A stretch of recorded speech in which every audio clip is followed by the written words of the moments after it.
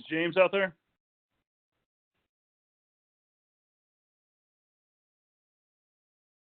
I think a few minutes ago he said he was finishing his dinner. Oh, okay.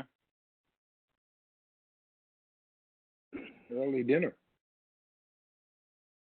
Yeah, James is actually on site. Ah. Well, Heather, you're out there? No, I haven't been on site since March. Well, what did I tell you all early on? At the top of the screen. There we go. I got it. All right, guys, are y'all ready to get started? Please Yes. tell them you were talking for the last 2 minutes. We have. Oh.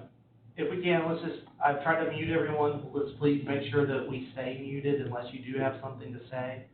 I want to remind you that we are recording this evening, so keep that in mind as you move throughout. You may be on camera. You may, be seen doing the things that you're doing at home. Keep that in mind. I'll ask you, CAB members, if you do experience a technical difficulty, you drop out, something happens, please try to log back on. We do need to maintain quorum for this evening. Those rules still apply, especially when we get to the vote. We do have to make sure that there are at least 13 of you on when we get there. As I communicate to you through emails and in the Federal Register announcement, we have only been accepting written public comments for this meeting. We have not received any, so I will not be reading any, but if we do receive some after this meeting, we will be attaching them to the meeting minutes. We are going to keep the public comment period open for about a week after this meeting, so make sure you do read the minutes when they do come out and see if there was any comments added. Gil, before we get started, did you have anything that you wanted to say to everyone? I did.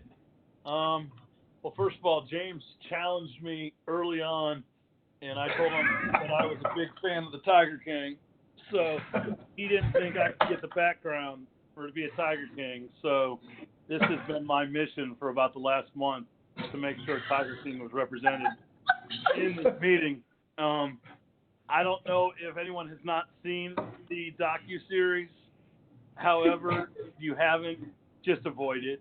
Avoid it. It's horrible. There is no winners. There are no losers. Well, there's a lot of losers. But anyway, I digress. So the Tiger King background, James, that's for you. Anyway, I appreciate everybody. I know this COVID has been very difficult for a lot of us. I hope and pray that everyone, their job, their families, the health of everyone has been okay during this time.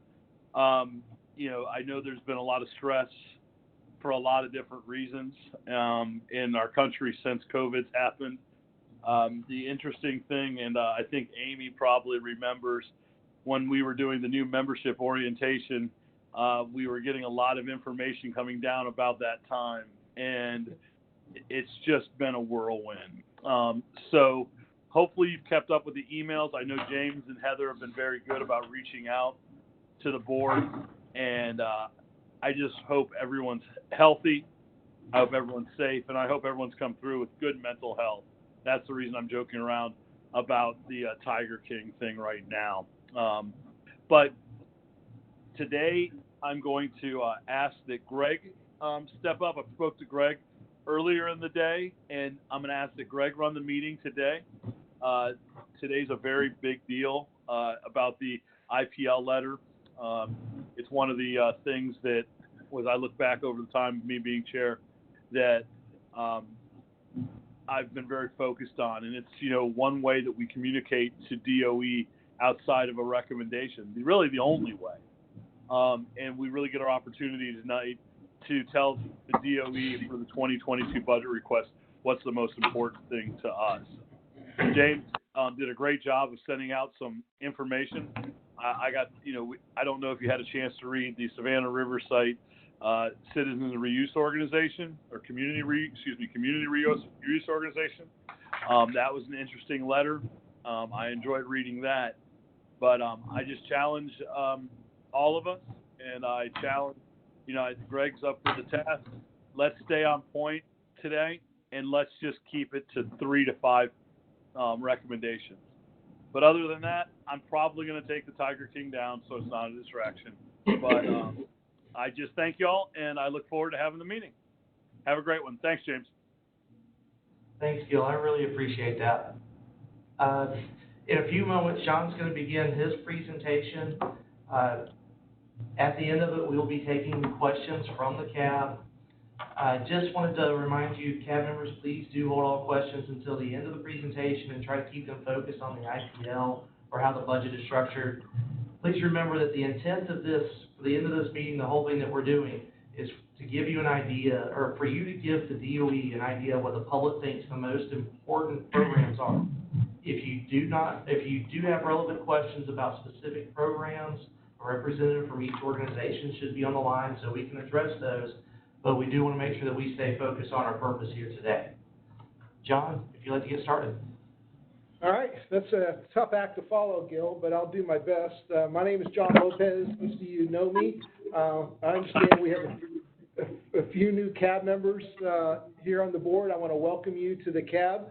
Tonight I'm going to talk about give a budget update, talk about the integrated priority list and kind of the process that we go through to develop our budget.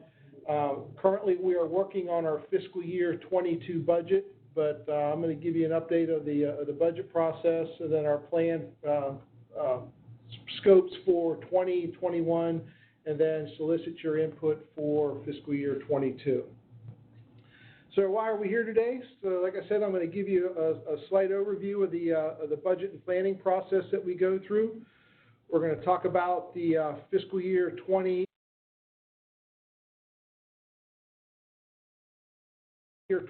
President's Budget, which was released last February. Also going to give you a little update on the legacy pension, and for the new CAB members, it'll be hopefully a little eye-opener on how much money of our appropriation goes to paying our legacy pension here at the site. It's quite overwhelming. And then we're going to discuss the fiscal year 22 planning and integrated priority list. And then lastly, I'm going to solicit your input on the CAB's fiscal year 22 priorities. So right now, what I'm showing you is the federal budget planning process. And what I want you to do is look at that inside circle. And that inside circle really represents the current fiscal year that we are in. So think of that inside circle as fiscal year 20. And then the middle circle being the current fiscal year plus one, so that'd be fiscal year 21, and the outer circle being fiscal year 22. So if the middle circle is fiscal year 20, we started this process for planning fiscal year 20 way back in October of fiscal year 18. So our budgets are really planned 2 years ahead of time. So we're trying to make a forecast 2 years from now where we think we're going to be as far as scope and accomplishments for a fiscal year that's 2 years down the road. So going along that outer circle there, so we started planning the fiscal year 20 budget 2 years ago, and in the January-February time frame, that's when EM started developing their fiscal year 20 budget. So January of 2018, we were planning for the fiscal year 20 budget. Typically, this is when we're coming to the CAB asking you the priorities for fiscal year 20. So as we moved along, and the EM developed their budget program through the spring and summer of 2018, then EM develops their budget, and then that feeds into the agency budget development. So EM's budget feeds in the NNSA budget and the EERE budget all feed into the overall DOE budget, and that budget is submitted to OMB in the September time frame each year. We submit that budget to OMB, and then OMB does what they call a pass back. They look at all the agency budgets and they say, thank you very much for your input, thank you for your budgets, but this is what we want your target to be for the next fiscal year or the 2 fiscal years out. So they give us a pass back. Typically, it comes in the December timeframe. So we were given preliminary targets when we developed our budget. Now they give us what they call a pass back, and that's a new target. So then we take that pass back and we go off and we redevelop our budget. We redo all of our narratives, all of our planned accomplishments, all of our milestones, and we submit those up to OMB. And then that becomes the basis of the president's budget, which comes out each February. So in February of 19, the fiscal year 20 budget came out. So after the president releases his budget, this is where Congress takes over. So from February all the way through September, Congress was working on the fiscal year 20 budget. And they do what they call a mark. So the House and Energy and Water Development Committee develops their budget for fiscal year 20. The Senate, and they give that to the House, and the House votes on it and approves it. The Senate Energy and Water Development Committee develops their mark and sends that to the Senate, and then the Senate approves that. Those two budgets are never the same. The House budget and the Senate budget are never the same. So then we go through a process that's called reconciliation. That process is supposed to happen before October of each fiscal year so we can get a budget for the beginning of the fiscal year. That never happens. It happened one time in 2019. That was the first time in like 20 years that had happened. So this reconciliation typically goes on for several months. Well, while they're doing this reconciliation, they issue a continuing resolution. And a continuing resolution says, you can start your fiscal year 20, but we're going to hold you at fiscal year 19 levels. So we operated this continuing resolution until Congress and the president finally signed a budget bill to start the fiscal year. In fiscal year 20, that bill started or was signed in December of 2019, which was fiscal year 20. So we were only under continuing resolution for 3 months. We've been under continuing resolutions for 6 and 7 months in prior fiscal years. So this year we were pretty fortunate. So here we are. We're executing our scope through, and if you look at that middle circle, here we are in June with 4 months left to go in the fiscal year. All right, so how did we fare in fiscal year 20 and 21? So the top chart there shows EM's total budget for 19 and 20, and then our request for fiscal year 21. So if for fiscal year 19, we got $7.17 billion, and then 20, we got $7.455 billion. So that's a $280 million increase from fiscal year 19. But let's look at fiscal year 20 or 21. Fiscal year 21 is only little over $6 billion. So we're down. The total EM budget is down by almost $1.4 billion over where we were in fiscal year 20. So there's some huge obstacles to overcome in fiscal year 21 for the total EM program. Now I want you to focus on the bottom chart. And how did the Savannah River site do with these budgets? So in fiscal year 19, we got $1.5 billion. And then for fiscal year 20, we went up to $1.6 billion, which represents a $78 million increase from fiscal year 19 to 20. But let's look at 21. Even though EM's budget went down by $1.4 billion, our budget went up by $72.9 million. So that's a really good thing for the Savannah River site. So as you can see, we are getting a lot of priority placed on the Savannah River site other than the EM programs. And I think a lot of that has to do with our number one priority, which is the liquid waste program and getting SWPF up and running. But so it's a really good thing that we're actually up $72 million, even though the total EM budget went down by $1.4 billion. And the table at the right shows us where all the sites lined up as far as getting this $6 billion for fiscal year 21. As you see, Savannah River is at the top of the list. We get the most money of any control point of any other EM site. But this is a little bit deceiving because Hanford has two control points. They have the river protection control point and the Richland/Hanford control point. So if you add both of those together, Hanford's still getting a little bit more funding than what the Savannah River site is, but still, we are very pleased that on how we fared with the fiscal year 21 budget request by getting additional $73 million. And then if you look down that list, you can see where all the other EM sites fared out on the fiscal year 21 request.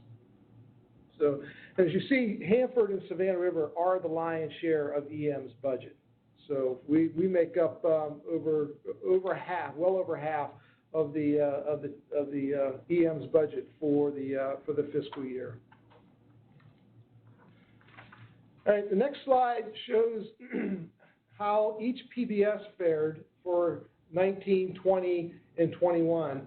I'm not going to spend a lot of time on this slide because I've got more detailed slides that come up that's going to show you planned accomplishments for each PBS.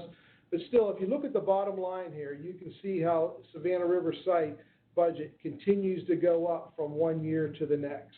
So once again, that's all good news for the Savannah River site. So here we are, we're going to go into a little bit more detail on fiscal year 20.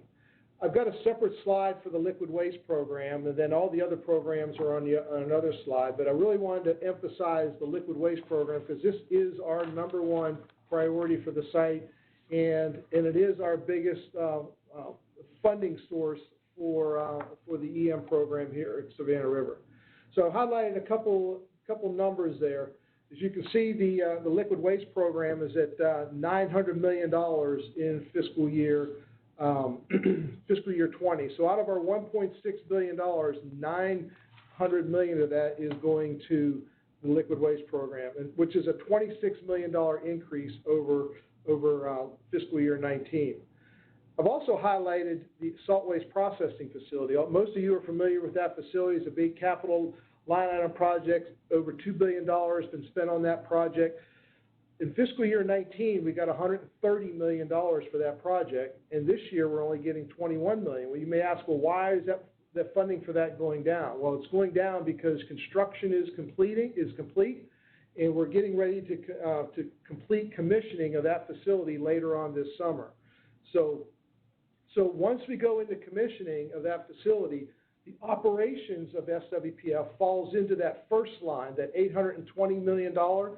So the construction and commissioning is done under the line item, and then those line item funds go away, and then the operations of SWPF now falls into the same line as where we fund DWPF, saltstone production, tank prep, waste removal from the tanks, all falls into that $820 million line. So I'm going to go through a few planned accomplishments down there at the bottom, just focus on the ones with the arrows. So like I said, we're going to complete hot commissioning and initiate radioactive operations of the salt waste processing facility.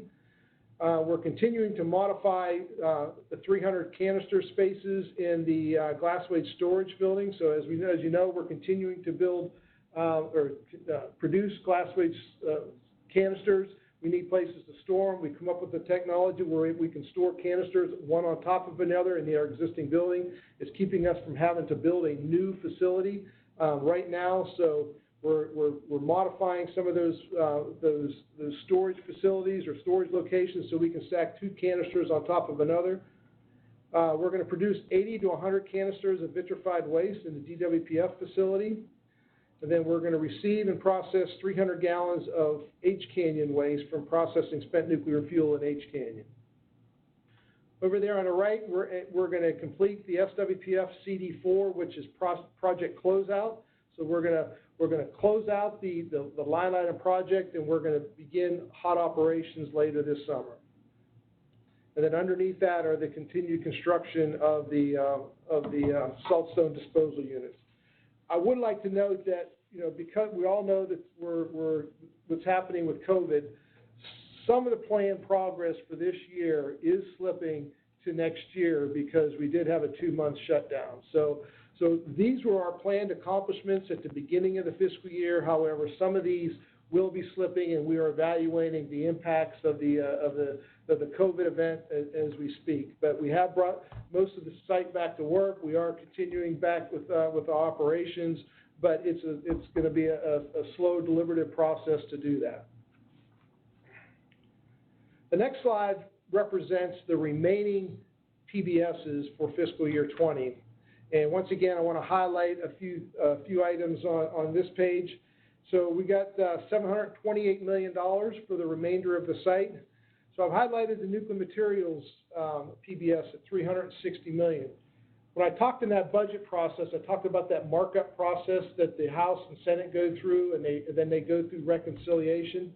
During that process, they gave us an additional $18 million over and above the President's budget for nuclear materials.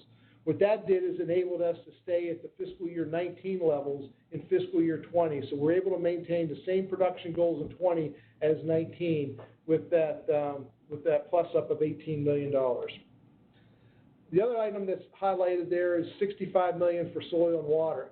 Also, through that reconciliation and markup process, Congress gave us an additional $5 million to begin the D&D of the D area powerhouse. That facility has been shut down for many years, and it's been sitting there. It's a bucket of rust and bolts, and so Congress thought it was time to get started on taking that facility down. So they gave us an additional $5 million to start on the D&D of the D area powerhouse.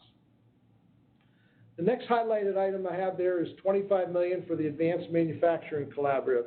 Most of you probably read about that in the paper and seen the news stories on it. Congress has given us is going to allocate $50 million to build an advanced manufacturing research facility on the campus of USC Aiken. In the President's budget, we asked for $50 million. However, through that reconciliation process, they were really asking us, could you guys really spend $50 million in fiscal year 20? And there's no way. We're just too early in the process. So what they said is, all right, we're going to give you $25 million in 20 and give you the other $25 million in fiscal year 21. So by doing that process, it enabled us to get some plus up in some of those other PBSs that I talked about, nuclear materials and soil and water, to do some D&D. So there's one other plus up that they gave us, and that was for PIL. Under community and regulatory, the President's budget only had $4.7 million for community and regulatory. That left us $6.7 million short from paying our obligation to the communities for PIL. So through that markup process, Congress plussed up the community and regulatory support by $6.5 million to give us $11.2 million so we can meet our PIL obligations to the communities. PIL, for those of you that don't know, PIL is payment in lieu of taxes. We don't pay. Most of you own a house, businesses. You pay a real estate tax to the counties. The federal government doesn't pay a real estate tax. What we do is we pay a payment in lieu of taxes. So there's an evaluation done on the property that evaluates if there was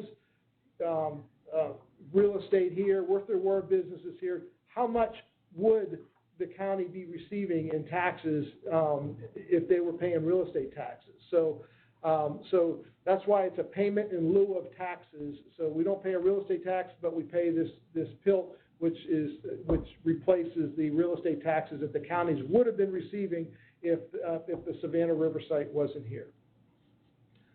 So down under planned accomplishments, we're going to continue to operate H Canyon in a safe and secure manner at levels consistent with 2019 production numbers. We're going to continue to receive plutonium from foreign countries and provide safe storage of EM-owned spent nuclear fuel in L area.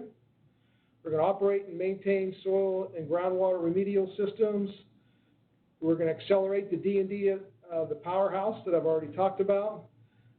Under construction there, we're going to complete the Argus project. Argus is a security entrance program or system. Whenever you go into H area, you got we had an older system that was where people had to badge in to get into H area.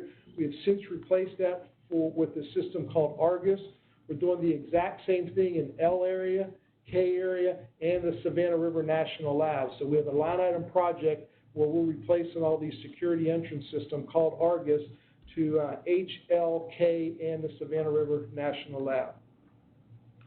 I don't have it highlighted, but we're going to complete the conceptual design for the Emergency Operations Center, the EOC.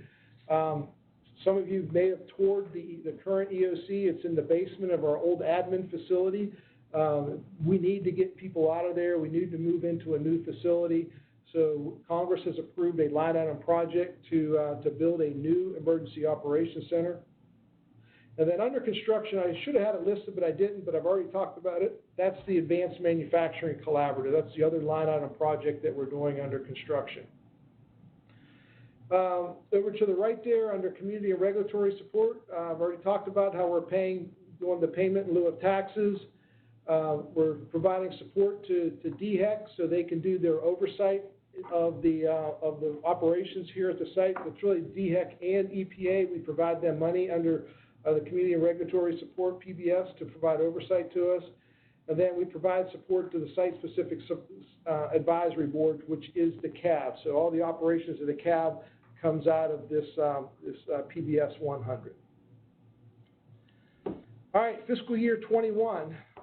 Once again, I got a separate slide for the liquid waste program.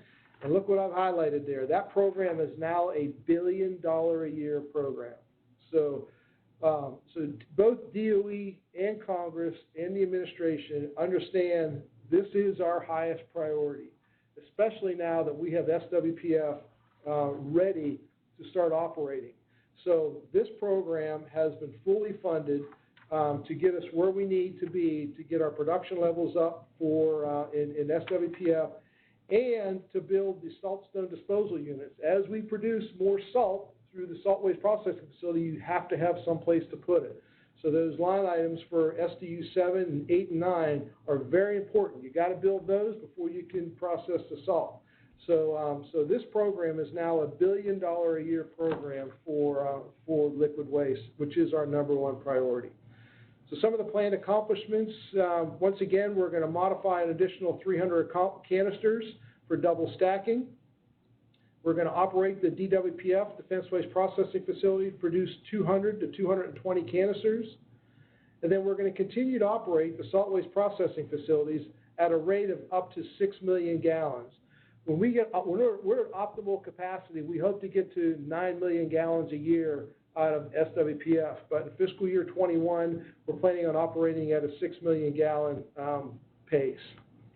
And then under construction, I talked about the SDUs. We're going to continue building the saltstone disposal units at a pace that's needed in order to safely store the salt waste that comes out of the salt waste processing facility. Next page is the balance of the site. These are the remaining PBSs.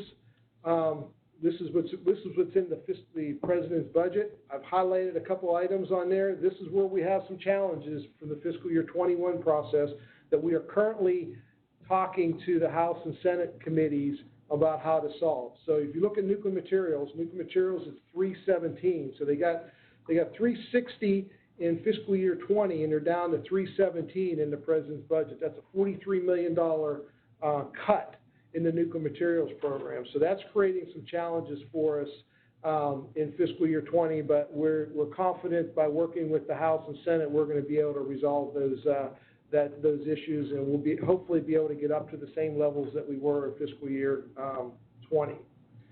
Then the other thing is down under community and regulatory. Once again, PILT, payment in lieu of taxes, was not included in the President's budget. So we're currently working with the House and Senate committees to fund PILT, and I'm confident that once again, just as they did in fiscal year 20, I'm confident that Congress is going to help us out in the PILT area. I didn't highlight it, but right above the 4.9 million, there's the other $25 million for the Advanced Manufacturing Collaborative. So we got $25 million in fiscal year 20. We're getting $25 million in fiscal year 21 for a total of $50 million to build the AMC at the University of South Carolina Aiken campus. So a few accomplishments from the President's budget. Nuclear Material Stabilization Disposition Program will maintain a high state of readiness. As you can see, that doesn't say processing because we're not processing. We're just at the 317 level. We're just maintaining a high state of readiness for that facility, and we're not processing in that facility in 20 unless we get a plus up through this markup process. We're going to maintain safe and secure storage of spent nuclear material and continue activities in K area to downblend and package plutonium for disposition at the waste isolation pilot plant in Carlsbad, New Mexico. We're going to provide safe storage of the spent nuclear fuel in L Basin and support receipts of research reactor spent nuclear fuel. Soil water remediation facility deactivation and decommissioning program will continue to remediate contaminated soils, groundwater, and streams. What we didn't get is another plus up for the D&D of D area. So I talked about in fiscal year 20, we were plus up $5 million. That's just going to get us started, but we're hoping that we'll get an additional plus up in fiscal year 21 so we can continue D&D activities of the D area powerhouse. Then under construction, I talked about the Emergency Operations Center. Even though there's zero funding for that, we're going to continue to use carryover funds from fiscal year 20 and fiscal year 21 to continue scope on the Emergency Operations Center. And also with the security replacement system, we got zero funds for that, but we're also using carryover funds that we didn't use in fiscal year 20 and 21 to continue the Argus projects for in fiscal year 21. All right, so several of you CAB members, the ones who have been on the board have heard me talk about pensions. So the new CAB members, I'm going to give you a little bit of an education on pensions. So this is a slide that shows our legacy pension, and these aren't the government pensions. These are pensions from current employees who are still in the pension plan and past employees from contractors that have already retired. We are required to do minimum contributions to the pension plan that's required by the IRS. And I just want to make one comment too. The current pension plan has been capped. There have been no new employees to the pension plan since 2009. So anybody hired after 2009 has not been entered into the pension plan. So like I said earlier, this pension contribution is paying for employees that are still working, but are still part of the pension plan, and retirees. Now, this is quite a slope, and this has created some challenge for us over the last couple of years. And as you can see, that slope levels out in fiscal year 21. Starting in fiscal year 21, we took a little different strategy on how we were going to fund pension. What we did is we decided in the 22 and 23 time frame that we were going to peak out at well over $300 million a year. So we decided we're going to start asking for more money sooner, okay, to level out that peak. And so instead of asking for $340, $350 million out in 22, 23 time frame, we decided we're going to ask for money earlier in the year to level out that peak. So what does that do for us? Well, the good news is that by getting that money sooner and putting it into the pension plan, that allows us to get to 100% funding 3 years ahead of time. So that's a good thing. So after 2025, we're going to be 100% funded, and we won't need to ask Congress for $300 million a year. The other thing that it does, it makes it a lot easier through the budget process. Every year when we go through the budget process, Congress really wants to know, what did you get last year, and what are you asking for the next year? And then they do a comparison. And when you got this increase in pension from year to year, you're trying to describe, okay, well, this is the additional scope I'm going to do. However, I may not be doing more scope. I just need more money to pay for this pension. So we decided that it's a lot easier and a lot more visibility to Congress. We just ask for a flat amount of funding per the pension each year, so to make it easier for everybody in budget space to ask for money from one year to the next. Our pension is not going to change for the next 5 years, from one year to the next because we flattened out that curve. The other thing this has done is, as several of you know, that NNSA is doing increased scope here at the site. They've got the pit production program, they have surplus plutonium disposition program, they're increasing their tritium capabilities. They're pouring a lot of line item capital projects money into this site. Well, NNSA currently pays part of this overhead, or part of this pension cost. So it's really helping the EM program by NNSA increasing their funding for the site, and they're doing that using the current contractor, our M&O contract. So as long as they're using our M&O contractor, they're continuing to pay into this pension program, which is helping the EM program. So as NNSA's funding goes up, and EM's has kind of stayed the same, NNSA is actually paying a greater portion of the pension versus EM. So that's all a really good thing. So hopefully after 2025, you won't hear me talking about pensions anymore. We'll be 100% funded. And if Congress keeps our funding levels the same, this really increases our buying power by almost $300 million a year. Our pension liability goes down, and that enables us to put more money towards scope versus paying pension.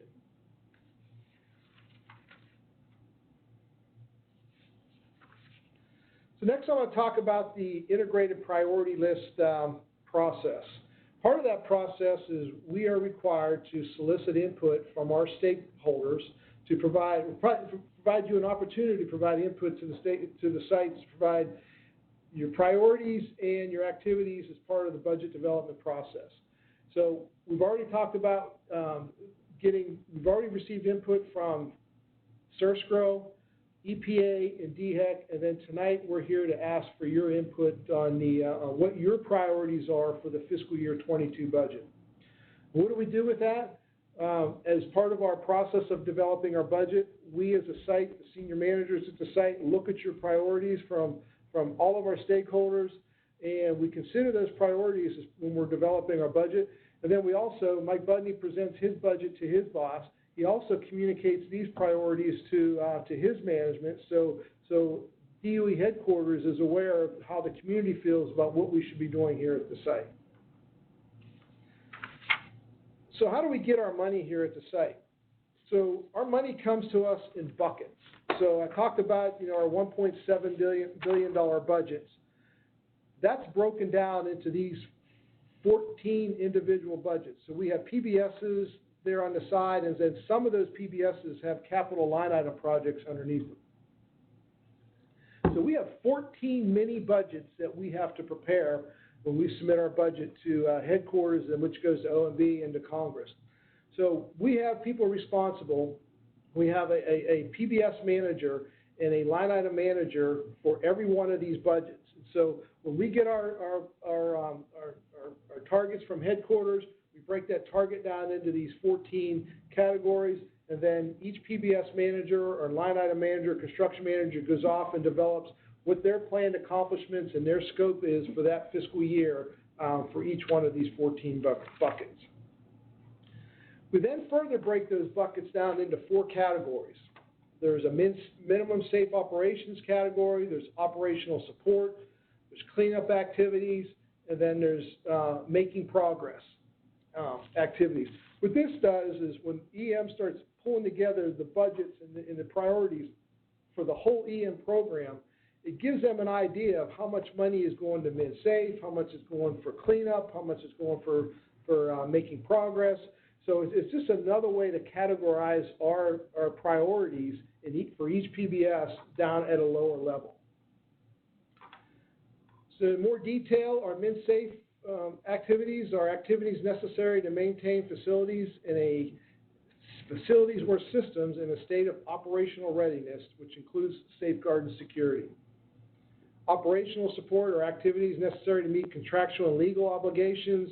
Examples of that are PILT, our headquarters and site indirect contracts, funding to CAB, EPA, and DHEC, and then all of our site infrastructure support activities are also grouped into this operational support category.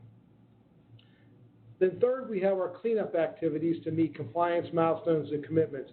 Every year we negotiate new commitments with EPA and DHEC on what we're going to do is for to comply with the Circular, RCRA, and the Federal Facilities Act. Those become legal obligations that we're required to meet. So headquarters wants to know, what have we signed up for? What are we obligated to meet when we prepare our budget? So we group priorities that meet these categories into the cleanup activity and milestone category. We only have 3 PBSs that meet these criteria. It's PBS 13, which is our solid waste. We have liquid waste, which is PBS 14, and then we have soil and water remediation. Those are the only 3 PBSs out of those 14 buckets that have compliance milestones that we enter into with the EPA and DHEC. And then lastly are the making progress activities. So these are all those activities after you fund regulatory, after you fund MinSafe, after you fund operational support, then what are those activities that you're doing to make progress?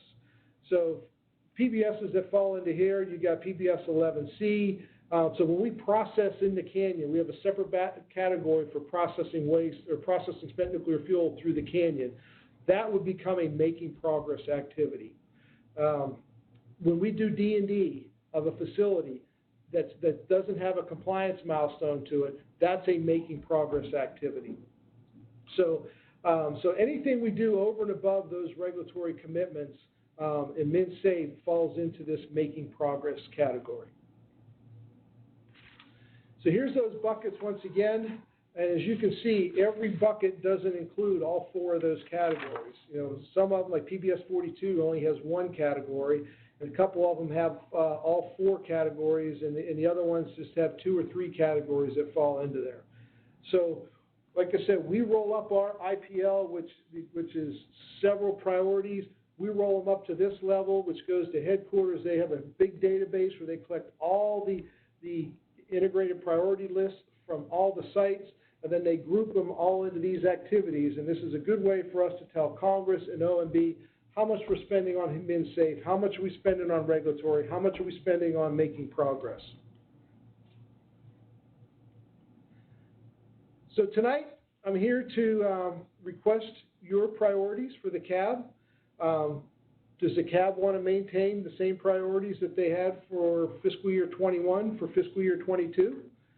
Last year, your priorities were the liquid waste program, common and program infrastructure across the entire SRS complex, and then the nuclear materials program. So last year, you gave us a list of 3 priorities, 3 main priorities. I mean, it's good to see that. Did they change? They're changing here. Did I lose them? Yeah, I think you actually just got booted out. So, okay.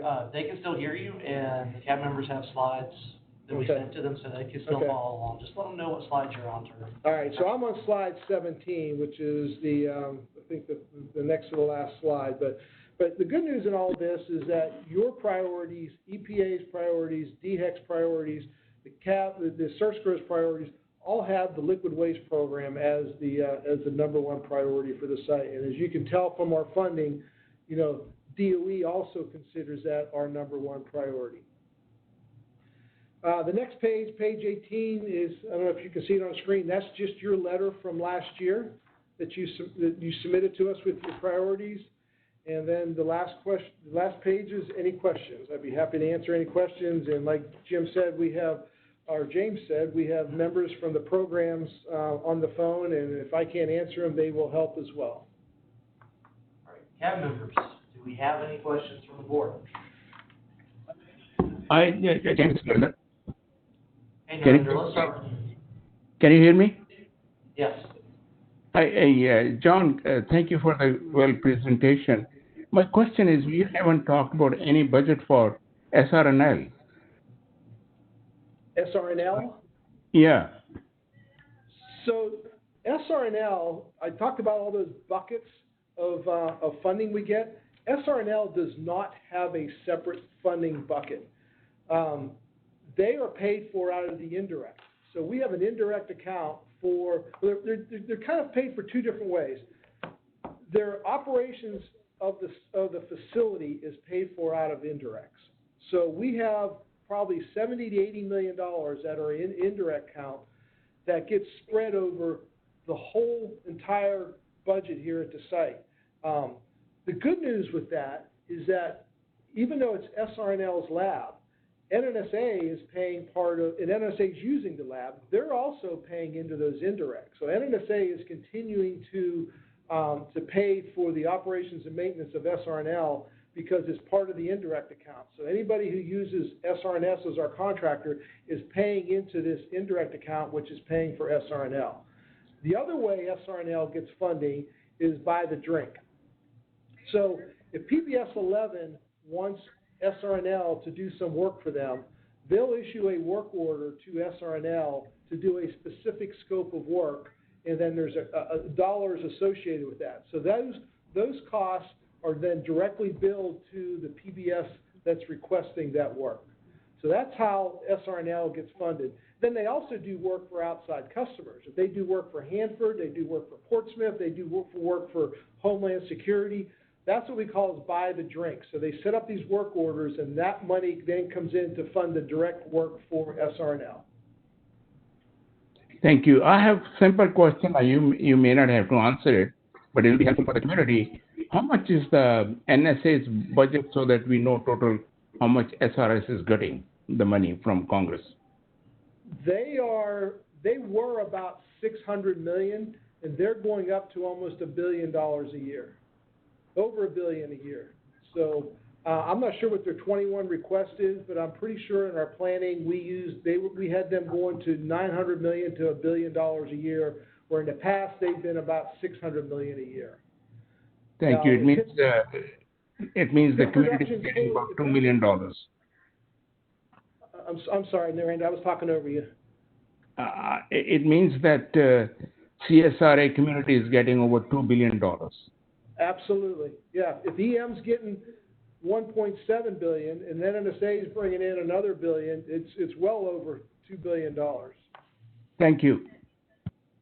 Thanks, Narendra. AK, I see your hand is up. Yes. Hey, John, this is AK. How are you doing? Good, AK. Thank you. I enjoyed your presentation. I want to ask you in reference to the funding of the partnership between EPA, DHEC, DOE, and like I said, DHEC. If that oversight and monitoring program was fully funded, approximately how much money are we talking about? EPA is not that much. I think EPA is only a couple $100,000 a year. I think DHEC is probably about 1.5 to 1.7 billion a year. CAB, I'm not sure what's our budget for the CAB, James. Do you know? That's couple. Not offhand, not the whole number. Yeah, it's not a whole lot. It's a couple $100,000 a year, I believe it is, for the CAB. But that's primarily what comes. Then we have some grants that we pay out of PBS 100. But that's primarily how much that we pay for EPA, DHEC, and the Citizens Advisory Board. Okay. Well, the reason why I ask is because in reading DHEC's letter in terms of their priorities, even though it was listed last, it seems like they were somewhat pleading in reference to funding so that they can do the proper oversight and monitoring responsibilities that has been assigned to them. And so I was just trying to find out how do we make that process whole. Okay, so that's a good point. So now I understand what you're asking. So yes, the DHEC and EPA have asked us for additional money. You know, they've been relatively flat over the past several years. You know, and you know, people get raises. You know, there's additional oversight that needs to take place.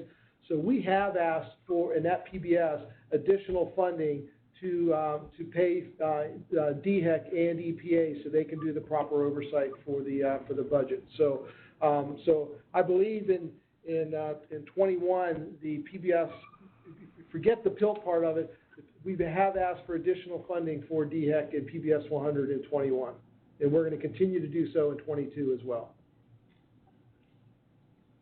Thanks, All right, thank you. You're welcome. Greg, I think I saw your hand up. Hi, John. Thanks so much for the nice presentation. I guess this is the third time I've seen it now. I'm starting to get used to it, and you do a good job with it, I think. Thank you. A couple of things real quick. So, of all your priorities that you're interested in, which one are you most uncertain of getting, actually? Probably right now is nuclear materials. I mean, the fiscal year 21 budget come out at $317 million. That we are really concerned about that. If we don't get a plus up in fiscal year 21 for nuclear materials, that's going to create some issues for us. So that's what's probably keeping Mr. Budney up at night is worrying about how we're going to fund our nuclear material program in fiscal year 21. Okay. Yeah, I mean, any other things like that y'all are thinking about? Well, I mean, PILT, of course, is a concern. You know, I mean, $6.7 million not going to the communities for PILT is a huge concern for us. You know, that's a pretty dramatic impact for, you know, especially Barnwell and Allendale counties. Those are pretty big hits. So yeah, PILT is a big priority for us, a concern for us. We're relatively pleased with the liquid waste budget. You know, it seems that Congress supports what we're doing in liquid waste and SWPF. So we're pleased with the funding that we're getting there. We have the Emergency Operations Center. You know, we need to get that funded. It's going to be a pretty big line item project. So we're hoping that Congress has given us $6.5 million, which just scratches the surface on what we're going to need for that project. But we're hopeful in fiscal year 22 requests we get additional funding for the Emergency Operations Center so we can continue progress on that project. Is that kind of, if you're looking at those sub-goals or sub-priorities, does that sort of fall under the minimal safe operating sub-priority, operational support? It's probably not regulatory or making progress. Where does that kind of fall in the Emergency Operations Center? Well, since it's not it would fall under making progress. There's no regulatory requirements or by law, we don't have to do anything to build a new EOC, so it would fall under making progress. Okay. Thank you. You're welcome. All right. Dave Lubakis, I believe I see your hand up. Yes, thank you. And John, thanks again for an informative presentation. I was just looking at the budget justification that you all send to Congress, and it shows that the Citizens Advisory Board is $372,000 for fiscal year 20 enacted. So, Thank you. Okay.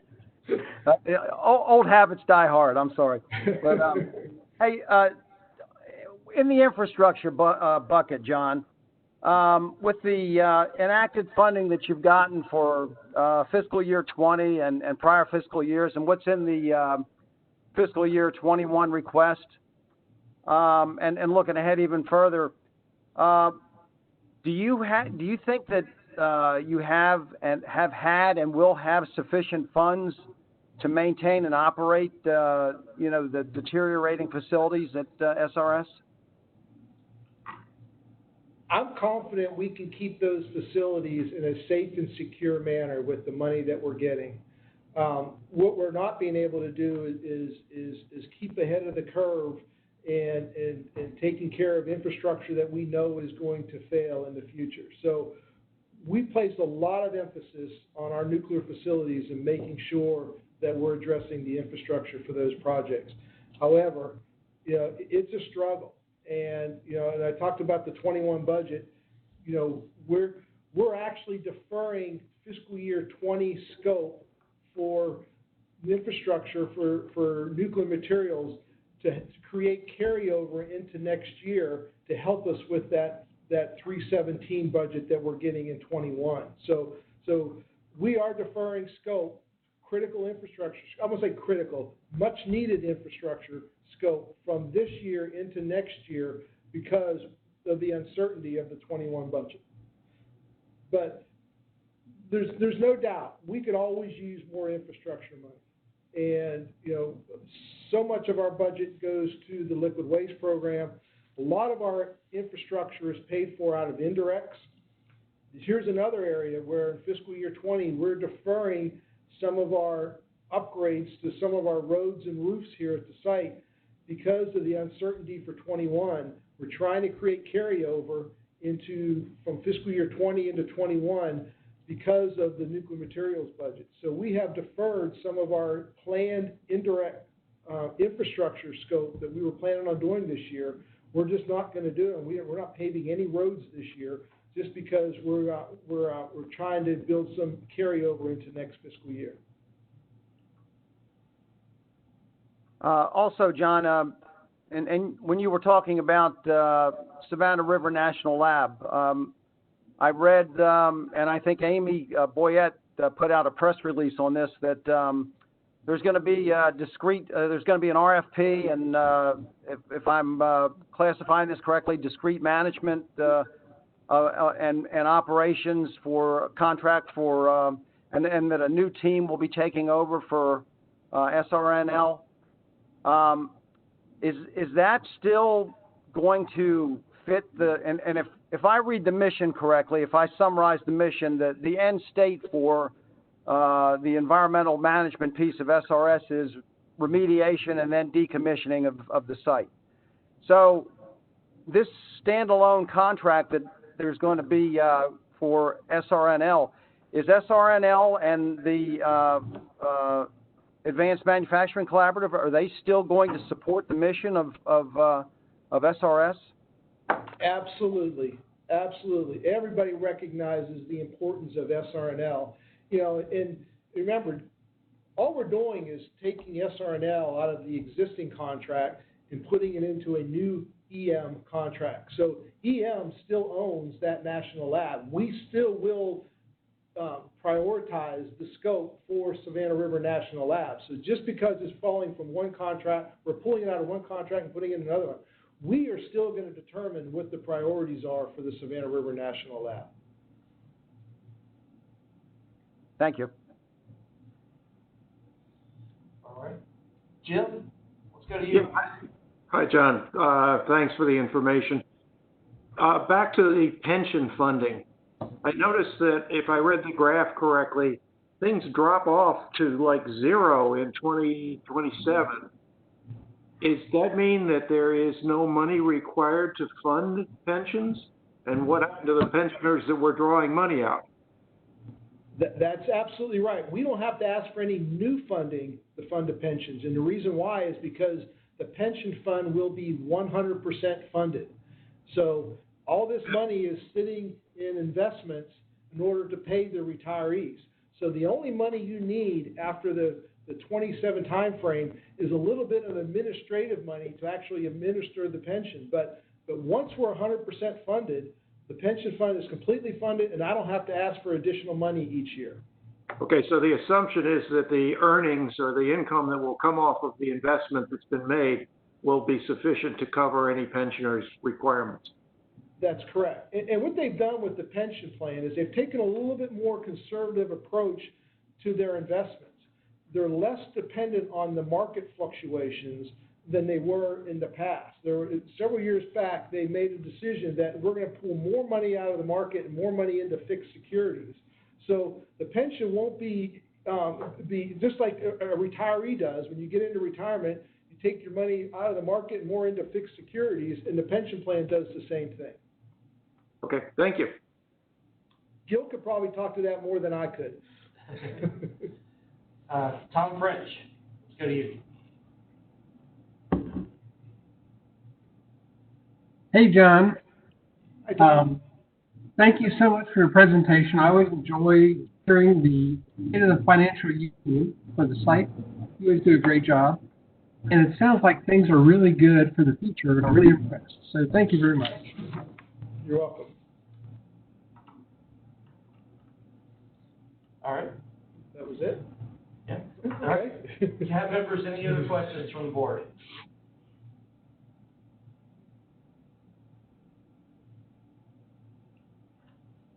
No? Going once, going twice? All right, so let's move into discussion. Can I ask a question, James? I'm sorry. Yeah, go for it. John, I raised this issue last year with you regarding the pension. I looked at the budget justification, as I mentioned a couple minutes ago, and I'm seeing different numbers that DOE submitted to Congress in their request and the FY20 enacted, different from what you're showing on your slide. Does that mean that there's a bigger problem in FY20 and now in the FY21 request than what you all submitted to Congress? No, I mean, what you're seeing, Dave, is only the EM piece of the pension. So if you look in fiscal year 21, our pension request is going to be $296 million. So if you're only looking at the EM piece of that, you're only seeing how much EM is contributing toward that. Some of the other differences is that we update this slide every year. So in fiscal year 19, the 177, that's what we're actually paying. Now, when we submitted the 19 budget, that number was probably different because the number changes every year. So in fiscal year 20, we're asking for 239. We asked 239. When we prepared the 20 budget, that number was different. So the 18, 19, and 20 is what we're actually paying in, and it may be different than what we actually requested. So that's why you may be seeing some slight differences from the budget justification to this slide. Okay. Thank you. You're welcome. Okay, any other questions from the board? All right then. Hey, James, I'd like to ask one more. James, may I ask one more? Go for it, Greg. Thank you. This is Greg Murray. Hey, so John, what would be included in this letter if you guys were writing it?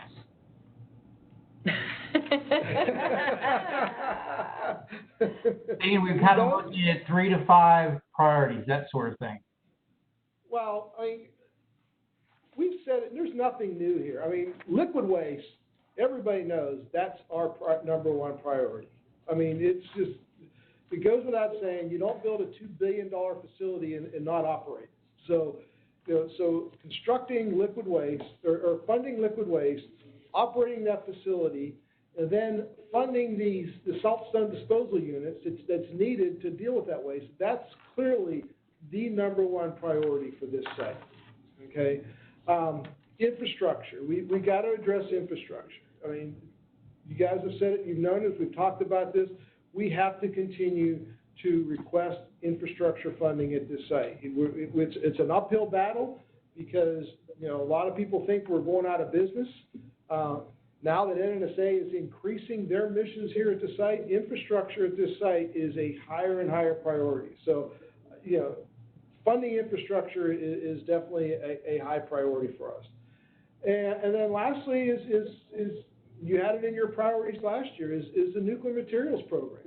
We're spending over $300 million a year for our nuclear materials program. Are we producing at the rates that we could be? No, we're not.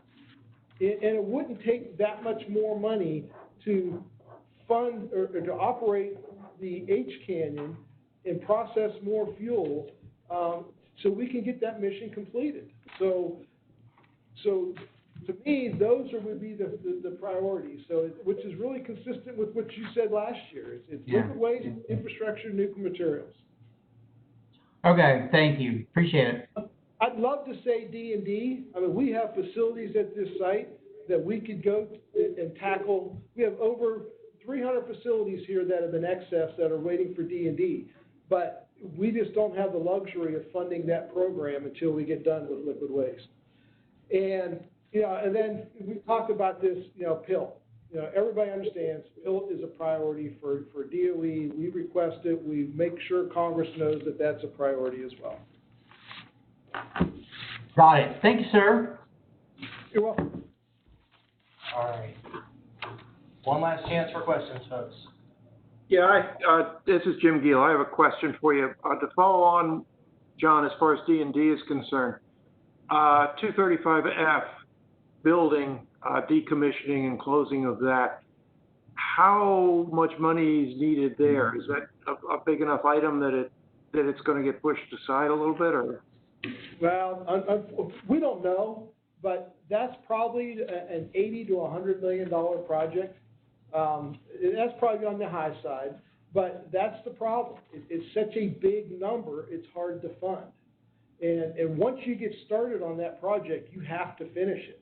So there has to be a commitment from DOE and Congress to fund that project. And it's very difficult to do all in 1 year, but I can assure you that is a priority for DOE, is to do the D&D and the 235F facility.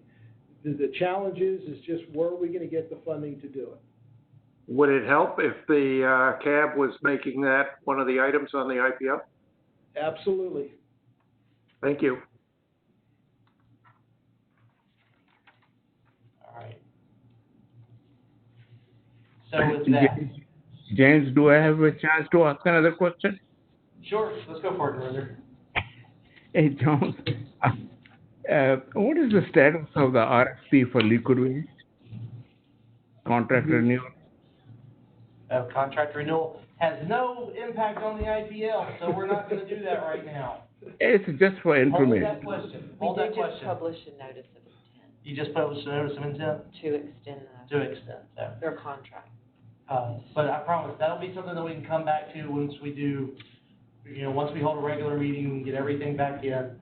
I'll Okay. let you delve into that to your heart's content. I'll give you 10 full minutes on it, man. I can send them the press release. Send you the press. So Amy has a press release so that she'll get you the information that is available, okay?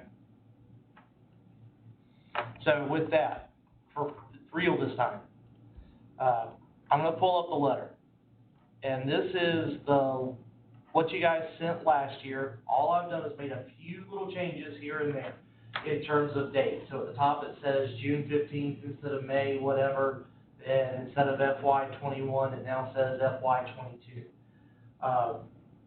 I figure we could use this as a starting point. This is how we can get everything moving and get the discussion going. Greg, I know that Gil said he was going to turn it over to you, so do you have any opening words that you want to give them to help frame this discussion? Yeah, thank you, everybody. Thanks, James. Thanks to Gil. I echo his comments. Hope everybody's doing well and staying safe. And let's do some good work tonight.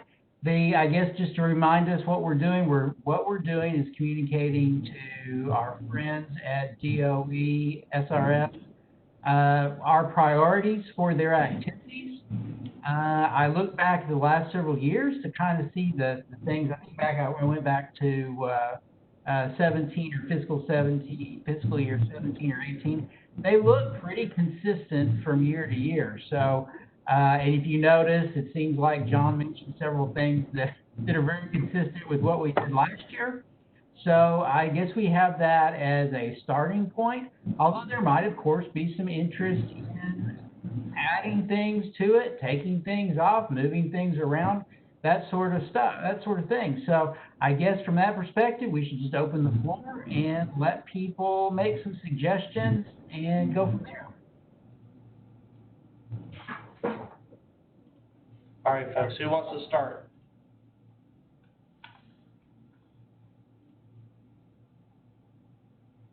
Are there any suggested changes from the CAB members to start off with? Yeah, I'd like to chime in here. I think the accelerated closure of 235F needs to be on this list specifically, and I would probably rank it as the fourth one.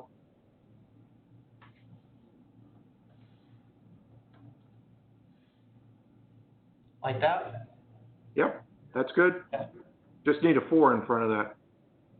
Oh, man. Can we say accelerated D&D, so accelerated closure?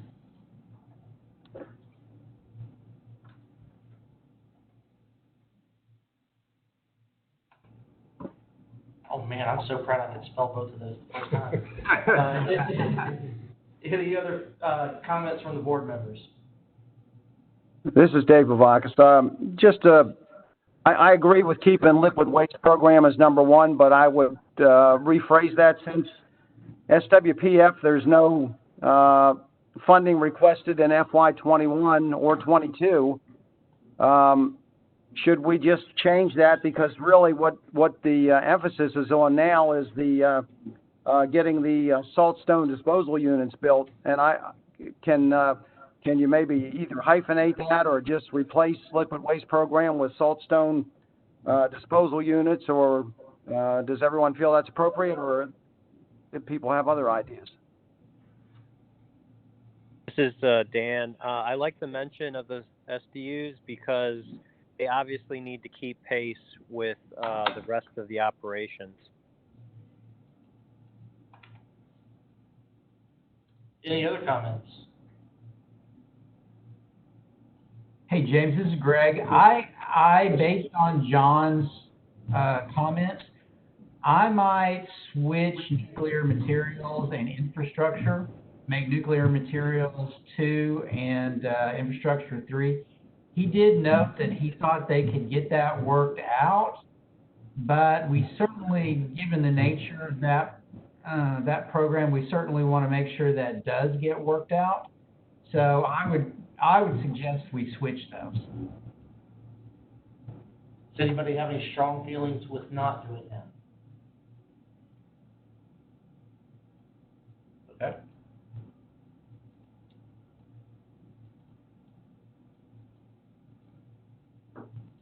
Just a second. Any other comments from the board? Okay, I'll add something else. This is Greg again. I think the way maybe we could clarify our message and make it a little stronger would be something along the lines of moving those phrasings about, for instance, the tilt payments, that paragraph above. I wonder if we should move that down below and say something to the effect have also places high priority tilt.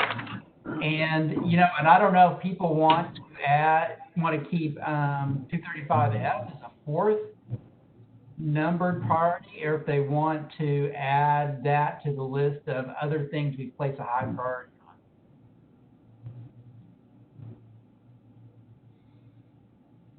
So let's take those one at a time. Let's talk about the fill paragraph first. Does anybody want to move it down into the numbers? This is David Box. I would be in favor of, again, this year removing the PILT paragraph. The reason being is that, why does the federal government, after, 60 years later, have to keep reimbursing these counties for monies received in taxes, that it would have received in taxes? I mean, we're not we're the CAB, not the county council, not the Chamber of Commerce, and I don't see how it fits the mission for SRS. Does anyone else want to remove it entirely? Because Greg's suggestion, I believe, was to put it down lower into the numbered section, not just remove it. Actually, hey, James, on my suggestion, I'm not even saying we should enumerate it. I think that paragraph, or we should have a little section of high priority activities, and it shouldn't be enumerated with the other 3 or 4, depending on how you want to think of that. Okay. Hey, James, this is Narendra. I agree with David's statement. I think we should listen to him and ask him, should give a little bit more input into that. Okay, so there seems to be a growing consensus to pull, I say growing consensus. We've only heard a couple voices, but to pull that fill paragraph out entirely. Does anyone feel strongly about keeping it?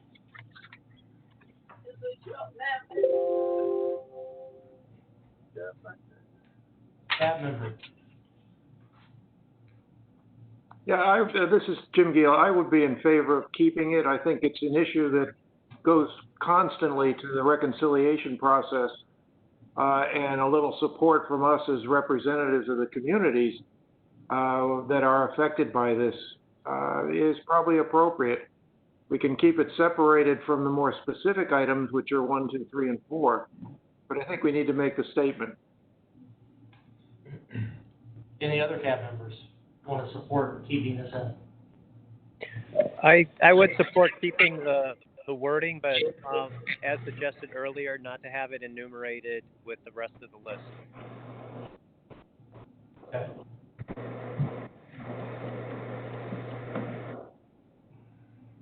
Hey, James. All right, so this is Rick again. Sorry to keep throwing stuff in.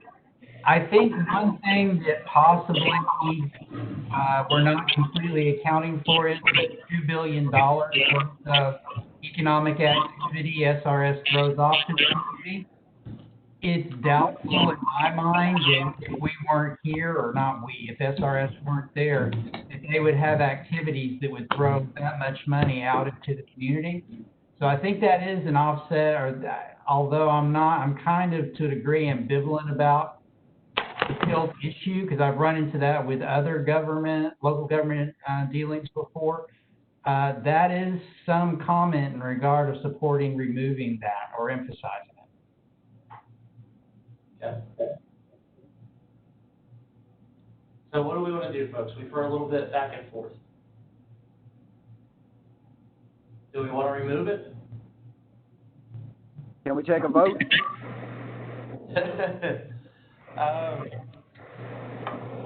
Open to avoid doing a whole bunch of those. James, can we do it by chat? Yeah, if you would just stick it into the chat down at the bottom. And please make sure that you're staying muted, folks, when you're not speaking. I'm getting a lot of feedback in the room, and I really shouldn't be hearing it.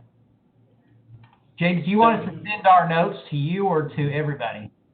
So send it to everybody. If you want to, cab members, if you would like to keep this in, or if you want to remove it, please just give me a quick yes or no in the chat box, please.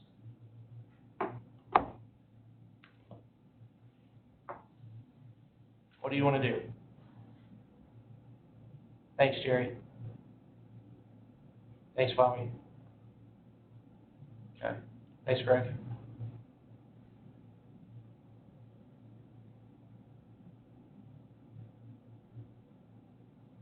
So James, this is Dan. I'm a telepresence user, so I can't chat. Oh, okay. Well, then tell me what you want to do, Dan. I'm okay leaving it in the paragraph. Okay. So now we have 2 keeps and 2 removes. Some of the cab members may remember this was a contested issue last year. Some people, including myself, felt PILT was not part of EM. But as a statement, it's fine. I just don't feel it's a EM priority. Okay. James, would you mark me down as in favor of leaving it? Jim Gill. Yes, I will. So, James, Yeah, Tom? so I don't know if everybody knows that these counties have not received taxes for 50 plus years. And this payment is the only payment they get from the center site. So they depend on this money from state governments, right? So I'd be in favor of leaving it as it is. So leaving it as it is because these counties have not received any tax money for this, Exactly. and they're still not able to? Okay. James, this is Malcolm. I couldn't do the chat thing. I'm in favor of keeping it.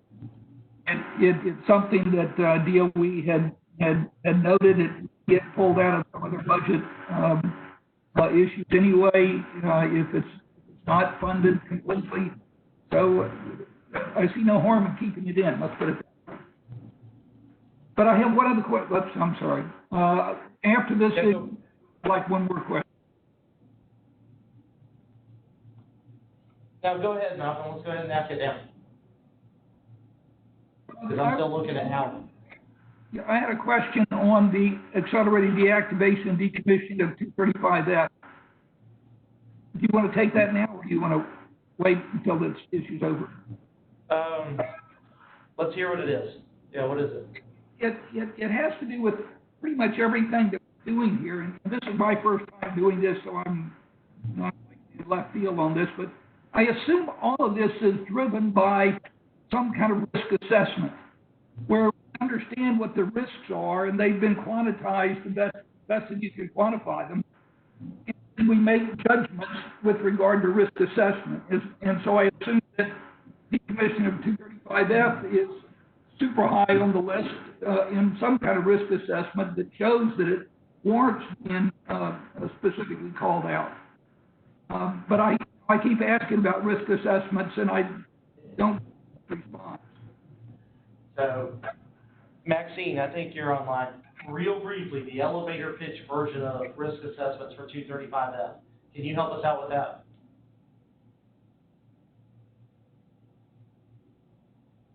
I'm hoping.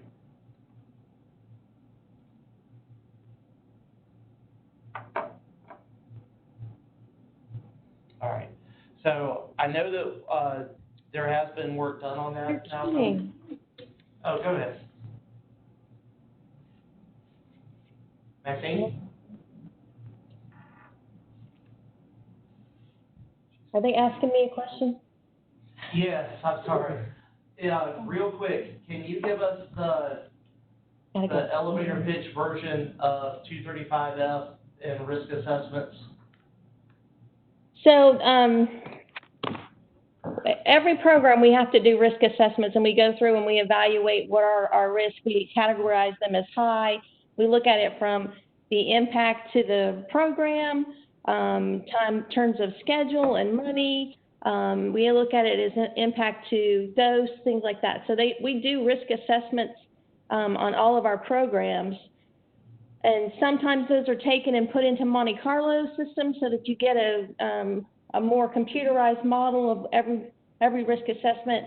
Not all the time are we doing that in terms of risk assessments. For 235F, they've done risk assessments. We're evaluating how we minimize those risks and then basically mitigate those. So that's what we look at and how we try to fund. And we try to fund the things that are going to give us the most mitigation. That's what we try to do for 235F. Well, how does that stack up? How does 235F stack up against other areas of D&D on the site?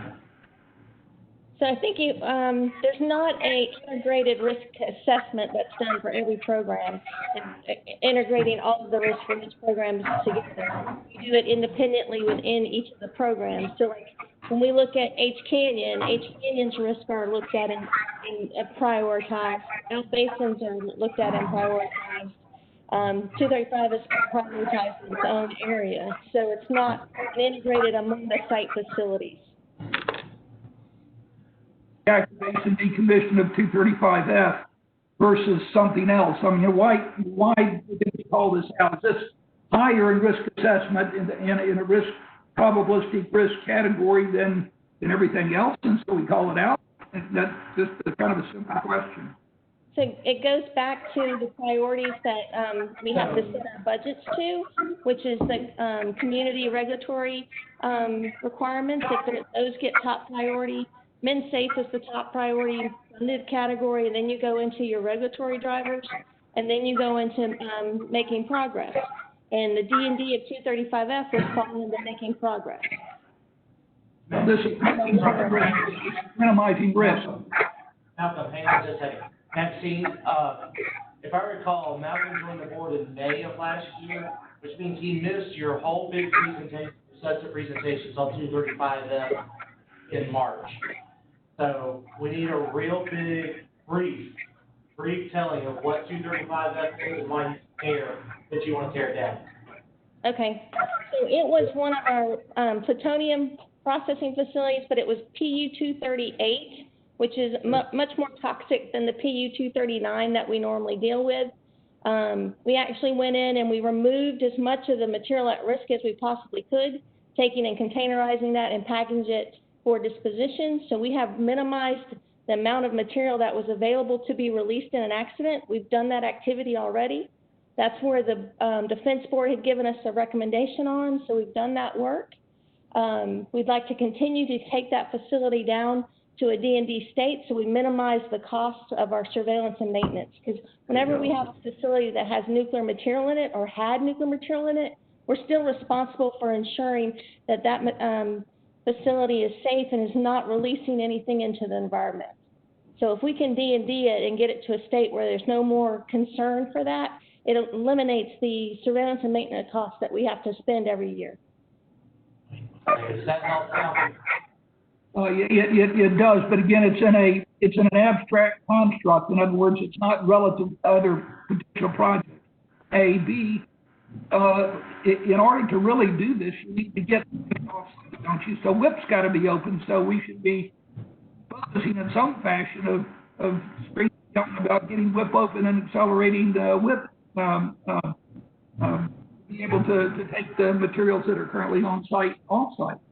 But anyway, I don't want to get into this. I apologize. And this is my first one of these again, and I was to understand the construct of risk assessment as it relates to what we're throwing in here. I'll back off the questions I have. Malcolm, I think it's a very good question, and it's something that each of the program managers look at within their own facility. And the issue of WIP being open or not, WIP is open, and our material will go to E-Area, and E-Area will take care of getting it to WIP out of 235 FD&D. But when we look at it, the priorities from a site-wide basis, we have to look at where would the funding do the most and be the best use for the taxpayers is what we look at when we're looking at funding things. So in the case of if I had to choose right now between operating nuclear materials or D&D 235F, I'm going to operate nuclear materials because I got to keep that facility safe. And I already know that 235F is in a surveillance and maintenance mode that's going to be okay. Costs us money, but it's going to be okay. So that we have to make those choices as we go through and do the budget. All right. So with that, what I'm going to do is I'm going to say that's probably enough background to help us out with this. Malcolm, I'm going to send you the links and the recordings to last March because that actually got very technical and fairly in-depth into nuclear materials and 235F. I think it's a series of presentations that you'll like. With that, let's come back to the letter and what we have here. Looking at the chat and hearing from everybody, I'm getting anybody feel free to look and police me on it, but I feel like the consensus is to keep Fields in here. A few people wanted to move it, but it looks like having it listed in here somewhere is what the majority likes.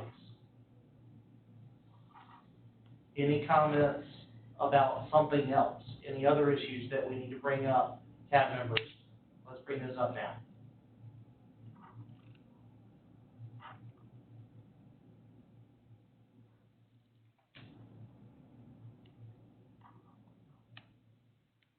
Any questions, comments, concerns, CAB members? We feel good about this? Yes. All right. So here's what we're going to do. We're going to move on to,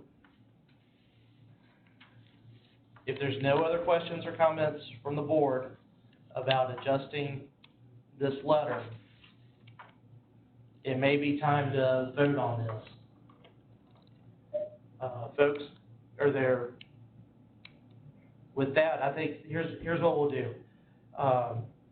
Greg, I'd like you to call for a vote and get a second. That way we can make it official, and then I'll give the instructions on how we're going to vote this evening. Okay, thank you. So James, I want to make sure I'm clear. Is this is the letter right here? So we're not gonna move the PELT information down. We're gonna keep number 4 in there. Is that what we're voting on? Yes, this letter as is, as it sits. Okay. All right, folks. We've been instructed to get I guess we need somebody to move to adopt this as our letter. Got anybody want to do it? So move. Thank you. Got a second? Second. All right. James, hopefully you're tracking that. I have no idea who those folks were. That was Jim Gill who moved and Dan Kaminsky who seconded. All righty. James, I guess we're ready to do our vote, if that makes sense. All right, so what we're going to do is we're going to do it a bit like a roll call. I'm going to call each board member's name in alphabetical order by last name. When I call your name, please unmute yourself. Tell me your vote. You may choose from yay, nay, or abstain. For new members, I want to let you know that abstain is a common vote with us. If you don't feel like you have enough knowledge on the issues to render a vote, please feel free to abstain from it. If you feel like we've been able to give you the background knowledge that you can vote on this, feel free. Once we do that, after you've voted, please mute your microphone back. I will then call the next name.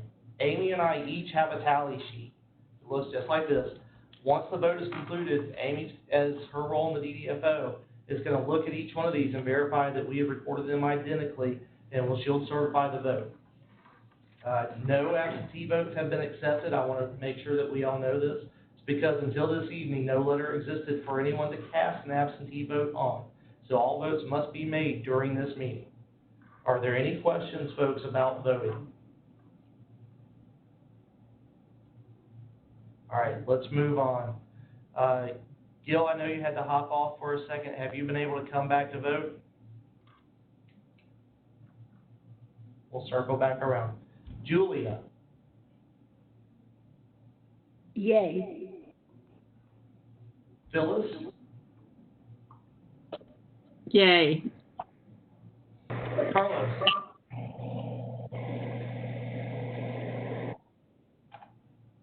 Carlos?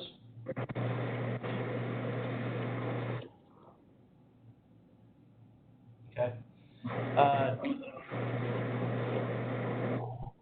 Charles?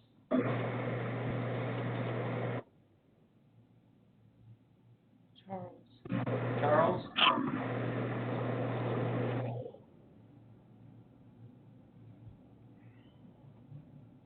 Okay. Candace? Yay. Thank you. Betty? DeAndre? Dave Isley? All right. Tom French?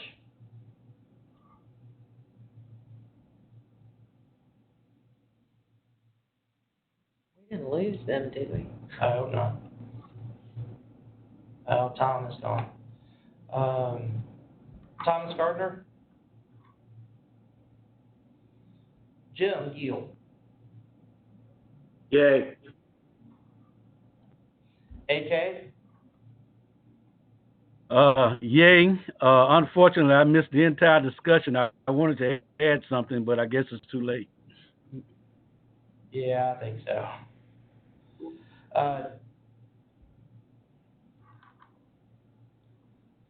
Ruth Hollingsworth?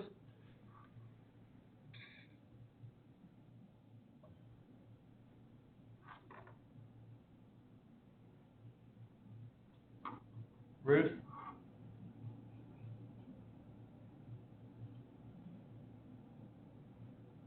Okay. Dan? Yay. James, did you accidentally mute all callers? Because if they're on a hard mute, they might not be able to chime in. Let me unmute them again because we have some static on our end. I'll circle back around just in case. Thanks for reminding me, Dan. Narinder? Yep. Is that a yay? Yes. Okay, thank you. Jerry? Yay. Greg? Yay. Malcolm? Yes. Bob Smith?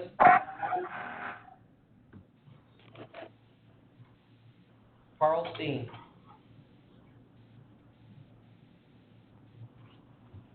Okay. Dave Vivakis? Yay. And Bobby? Yay. Let me circle back around to some of these that I know that we missed. Gil, were you able to rejoin? No. Carlos? Betty? DeAndre? Dave Isley? Thomas Gardner? Charles Hilton? Yay. Ruth Hollingsworth? Yes. And Bob Smith?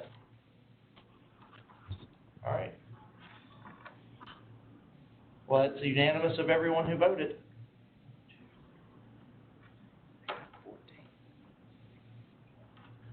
14. Will you verify it? Before I trip on that.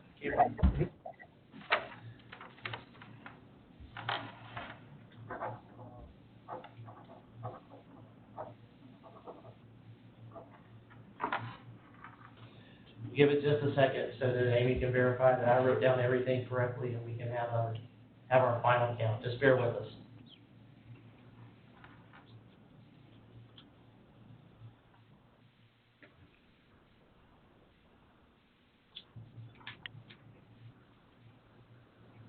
Yes, it's consistent All with right. what I have. So 14 yeas, 0 nays, 0 abstentions. The motion passes. This will be your IPL letter for fiscal year 2022.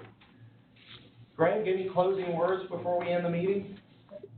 No, thank you, James. Thank you, everybody, for your thoughtful discussion about this. Thanks to all of our CAB staff for helping us out and informing us and keeping us going forward on this. Thanks to all the DOE folks who have provided all this nice information to us. And I look forward to seeing everybody sometime. I was going to say soon. I'd like to see everybody soon, but I'm not sure it's going to be the case. But I look forward to seeing you whenever it is. All right. And with that, we're officially done. Thank you, everyone. I appreciate your patience and your time. Thank you. Thanks, everyone. Thank you. Thank you. Thank Thank you, James. Thank you. Good night. Thanks all.